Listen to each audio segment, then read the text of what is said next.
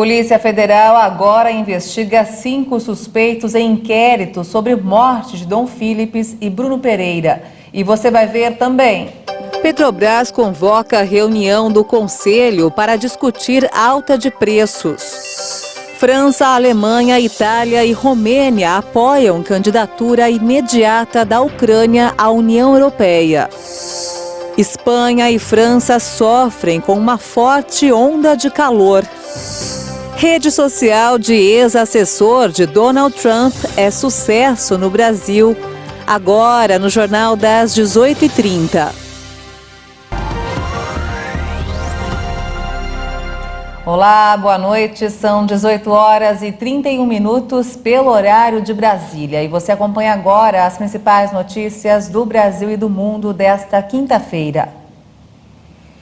O superintendente da Polícia Federal no Amazonas, Eduardo Fontes, afirmou hoje que trabalha com a hipótese de 5 suspeitos investigados no desaparecimento do jornalista inglês Dom Philips e do indigenista brasileiro Bruno Araújo Pereira. Amarildo Oliveira da Costa, o suspeito que confessou o crime, disse que não houve mandante. O avião com os restos mortais encontrados no Amazonas deve chegar ainda hoje a Brasília. Até o momento, 2 pessoas foram presas temporariamente por 30 dias. Os irmãos Ozenei da Costa de Oliveira e Amarildo de Oliveira da Costa. Amarildo confessou à Polícia Federal ter participado do assassinato da dupla e apontou o local em que havia enterrado os corpos.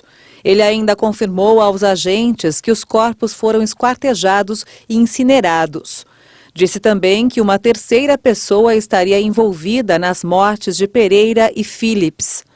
Questionado sobre a motivação do crime, Amarildo admitiu que Pereira e Philips foram assassinados por conta de denúncias sobre pesca ilegal na região. Mas ele ressaltou que os assassinatos foram cometidos fortuitamente, sem planejamento, e que por isso não teve um mandante.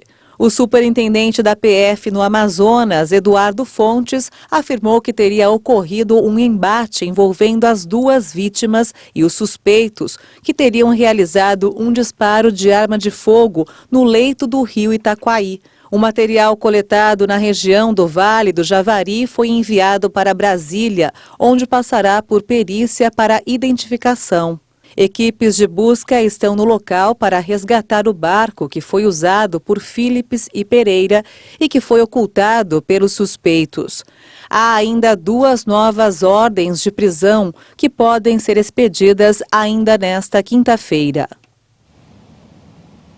E lideranças indígenas brasileiras denunciaram hoje em Bruxelas o clima de violência e impunidade na Amazônia após o desaparecimento de Bruno Pereira e Dom Philips. O crime gerou uma onda de solidariedade internacional.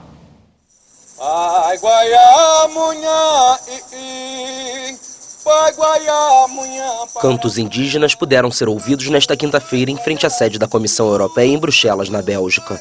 O ato foi convocado em protesto pela morte do jornalista britânico Dom Philips e do indigenista brasileiro Bruno Pereira, vistos pela última vez há 10 dias na remota região do Vale do Javari, na fronteira com o Peru. Dom Philips, de 57 anos, trabalhava em um livro sobre a preservação da Amazônia. Bruno Pereira atuava como seu guia nessa região, onde vivem 26 povos indígenas, muitos deles isolados, e onde atuam traficantes de drogas, garimpeiros, pescadores e madeireiros ilegais. Nesta quinta, de acordo com a Agência Brasil, a Polícia Federal informou que os remanescentes humanos encontrados durante as buscas por Bruno Pereira e Dom Philips foram levados para Brasília, onde vão ser periciados. Um dia antes, Amarildo da Costa de Oliveira confessou ter enterrado os corpos e indicou o local para agentes. No Vale do Javari, região onde Bruno e Dom Philips foram assassinados, apenas a pesca para a alimentação dos próprios pescadores e de suas famílias é autorizada. Mas, apesar de proibida, a pesca comercial aconteceria com frequência, esgotando aí os recursos que os indígenas dependem para viver. Mesmo sendo permitida somente a pesca para a alimentação dos próprios pescadores e de suas famílias na região do Vale do Javari, as investigações apontam que a pesca comercial e predatória ainda acontece na terra indígena. Toneladas de pirarucu e de piracatinga seriam retirados ilegalmente do local. A captura e o comércio da piracatinga também são proibidos no Brasil, já que botos e jacarés são mortos para servirem como isca. Esse peixe seria contrabandeado para a Colômbia, num esquema que supostamente lavaria o dinheiro do tráfico e ainda financiaria a entrada de drogas no Brasil. O Amarildo da Costa Oliveira, que confessou ter participado do assassinato de Bruno Pereira e Dom Phillips, é pescador naquela região. O risco criado pela presença constante de pescadores ilegais era alvo de alerta de Bruno Pereira. O presidente do Conselho de Administração da Petrobras, Márcio Weber, convocou uma reunião extraordinária para hoje para discutir preços. A pauta do encontro do Conselho da Petrobras, que acontece em pleno feriado, deve ser sobre segurar possível aumento nos preços. A reunião acontece após a aprovação, essa semana, de projeto no Congresso que limitou em até 17% a alíquota de ICMS sobre combustíveis, energia elétrica, serviços de telecomunicações e transporte público.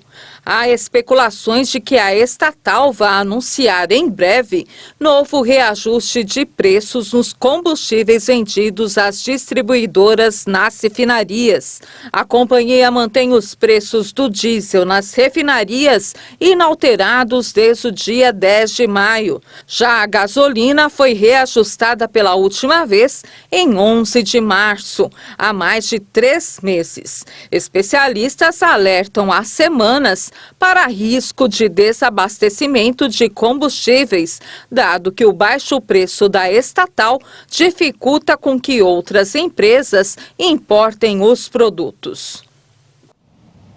Como era esperado pelo mercado, o Banco Central aumentou a taxa básica de juros. O novo índice é o maior desde 2016.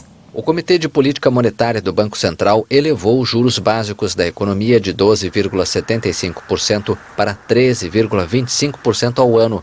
A decisão já era esperada pelo mercado. Esse foi o 11º reajuste consecutivo na taxa Selic.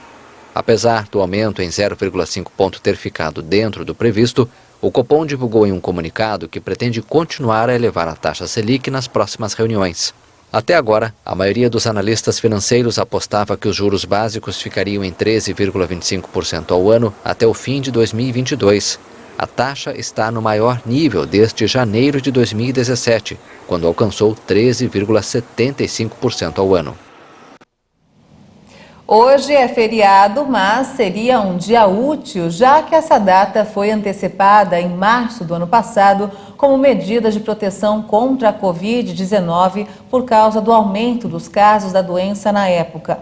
Mesmo assim, muita gente não trabalhou hoje. O Parque do Ibirapuera, na zona sul de São Paulo, ficou cheio ao longo de todo o dia, como mostra a repórter Maria Clara Leite.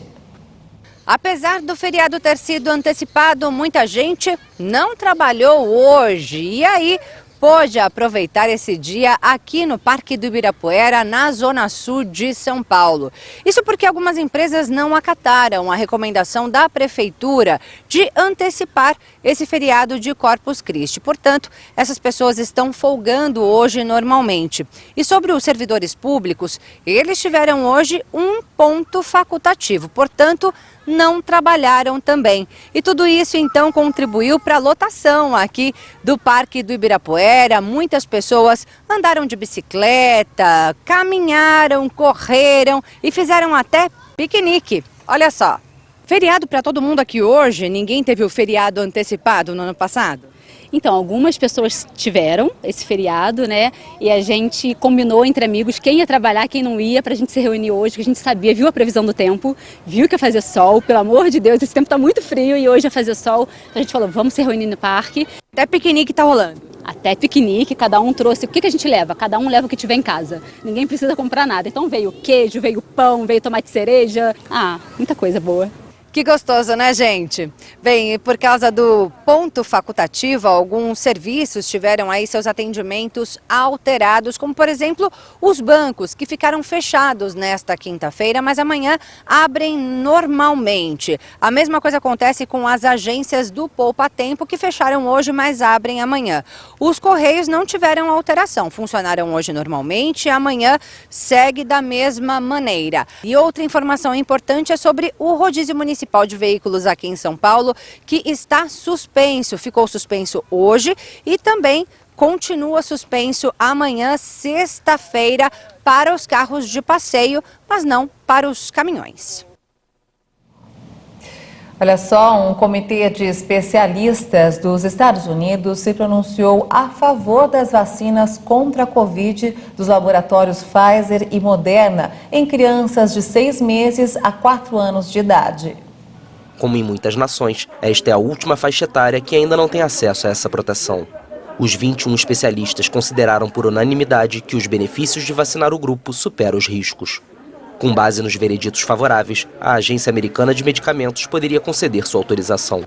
As decisões da chamada FDA são referência a nível internacional.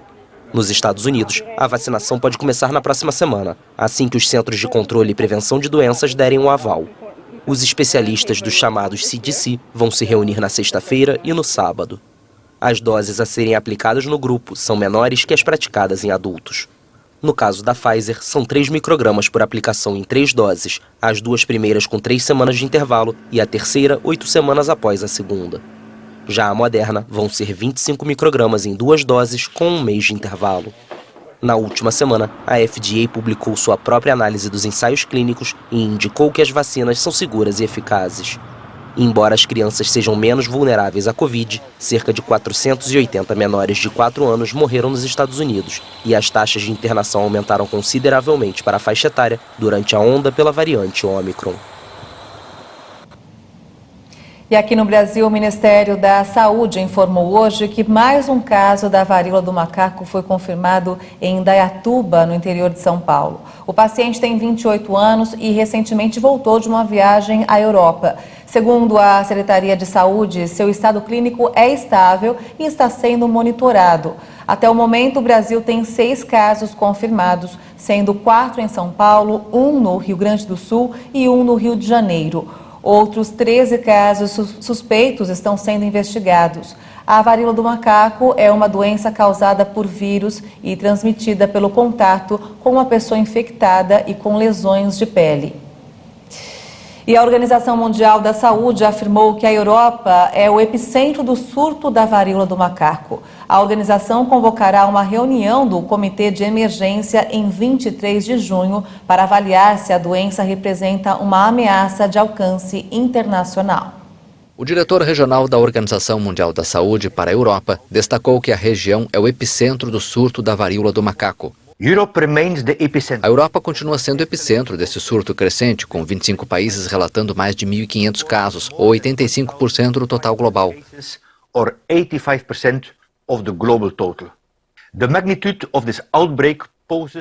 A magnitude desse surto representa um risco real. Quanto mais tempo o vírus circular, mais ele estenderá seu alcance e mais forte será a base da doença em países não endêmicos. A OMS vai convocar uma reunião de seu comitê de emergência em 23 de junho para avaliar se a varíola do macaco representa uma emergência de saúde pública de alcance internacional. A varíola do macaco, que não costuma ser mortal, pode causar febre, dor de cabeça, dores musculares, dor nas costas, gânglios linfáticos inchados, calafrios e fadiga. Depois aparecem erupções cutâneas, lesões, pústulas e crostas. Seus sintomas geralmente desaparecem dentro de 2 a 3 semanas. E você vai ver ainda nesta edição, França, Alemanha, Itália e Romênia apoiam candidatura imediata da Ucrânia à União Europeia. E ainda, Espanha e França sofrem com uma forte onda de calor. Os detalhes em instantes, até já.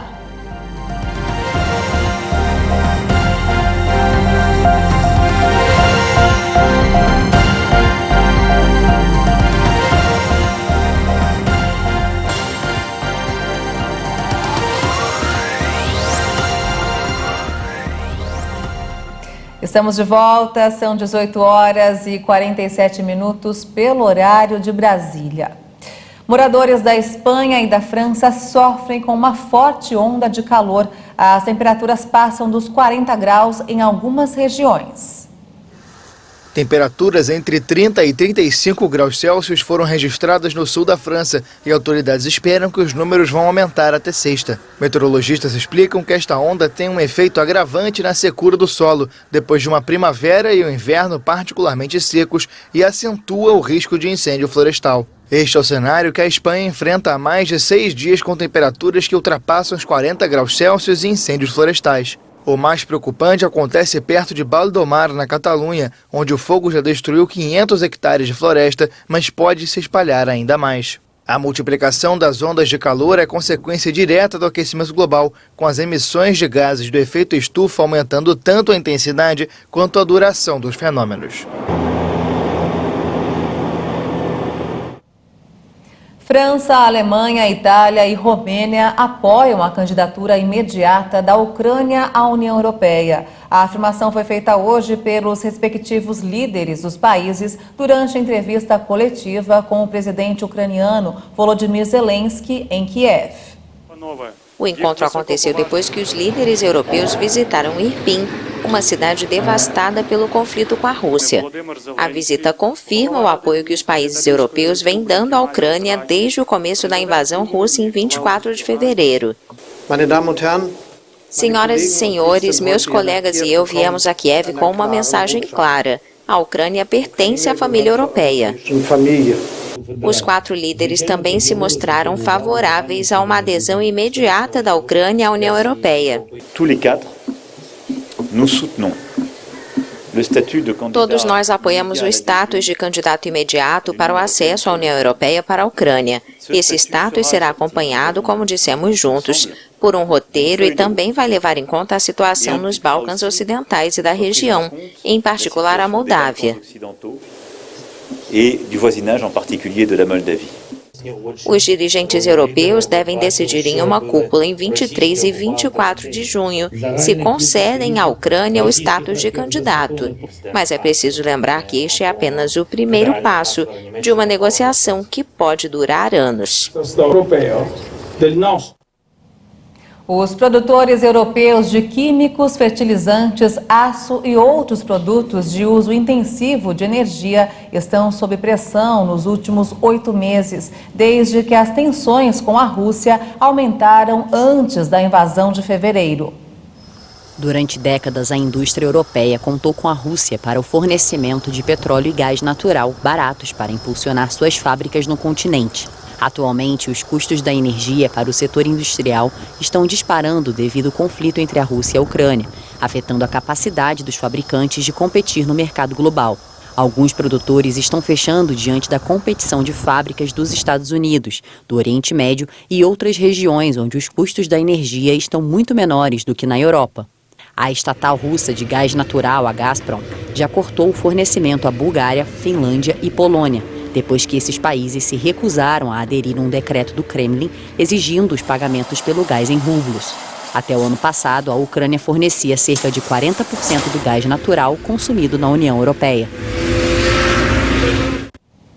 Um grupo de voluntários tem administrado um abrigo temporário para cuidar dos animais abandonados durante a guerra na Ucrânia. A idealizadora e chefe do abrigo contou que cães foram deixados pelos seus donos quando a guerra começou.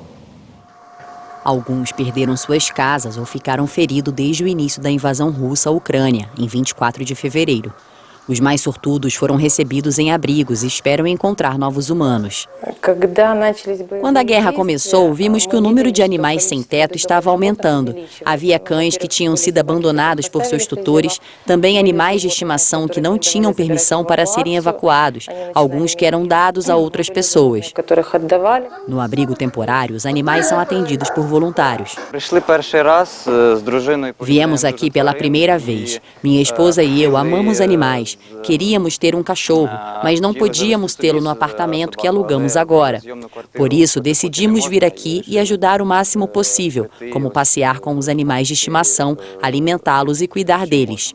Desde a abertura do abrigo, no final de março, 132 animais passaram pelo local, vindos da região de Kiev, mas também do leste da Ucrânia, onde os combatentes estão concentrados desde o início de abril. Ao todo, 87 animais foram adotados por novos tutores.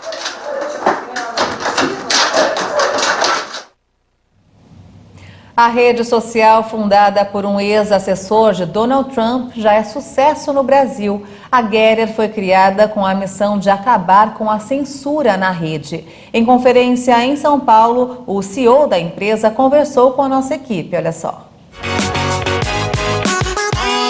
Uma rede social em expansão no mundo todo. Com menos de um ano de existência, a Getter já acumula quase 6 milhões de usuários em países como Japão, França, Alemanha, Canadá e Brasil, onde quase 800 mil pessoas estão cadastradas, o que coloca o país como o segundo maior mercado mundial da plataforma, perdendo apenas para os Estados Unidos, onde a rede foi criada por Jason Miller. Ex-assessor-chefe de comunicação do ex-presidente americano Donald Trump, Miller afirma que o sucesso da Getter por aqui se deve aos valores dos brasileiros, que para ele acreditam no lema da plataforma, uma rede social criada para dar voz a quem quer se expressar, sem bloqueios ou cancelamento.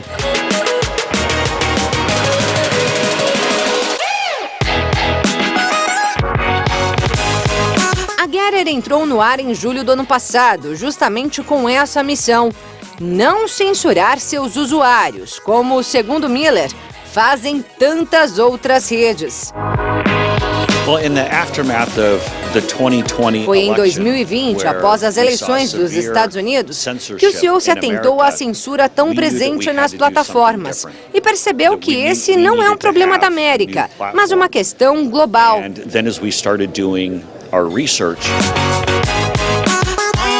Para mudar esse quadro, criou a Getter e hoje diz que tem como prioridade proteger a liberdade de expressão.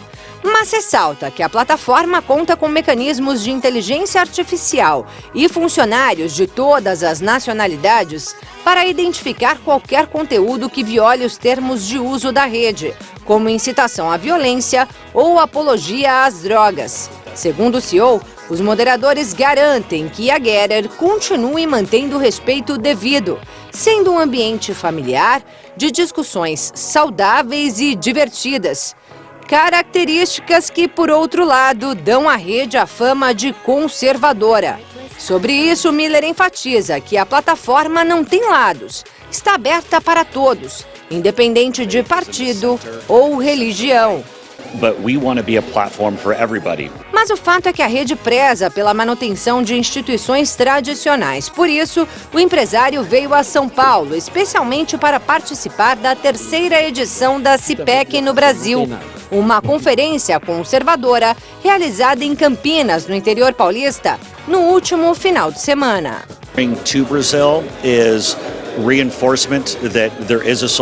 O CEO aproveitou a oportunidade para reforçar que existe uma rede social que se baseia na liberdade de expressão e que pode ajudar todos aqueles que valorizam esse direito.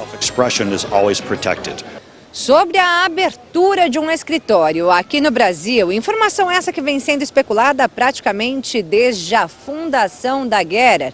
Bem, o CEO disse que os processos estão em andamento e que a expectativa é de que esse plano seja concretizado até o final deste ano. Mas tem mais uma novidade, é o Getter Pay, uma plataforma de pagamento digital feito com criptomoedas que a empresa deve criar no futuro bem próximo. Com tudo isso, Miller diz que espera atrair cada vez mais usuários do Brasil e do mundo.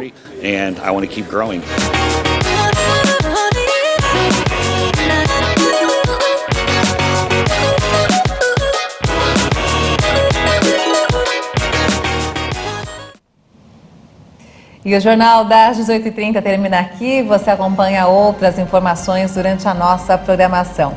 Obrigada pela sua companhia, uma boa noite para você e até amanhã. Tchau.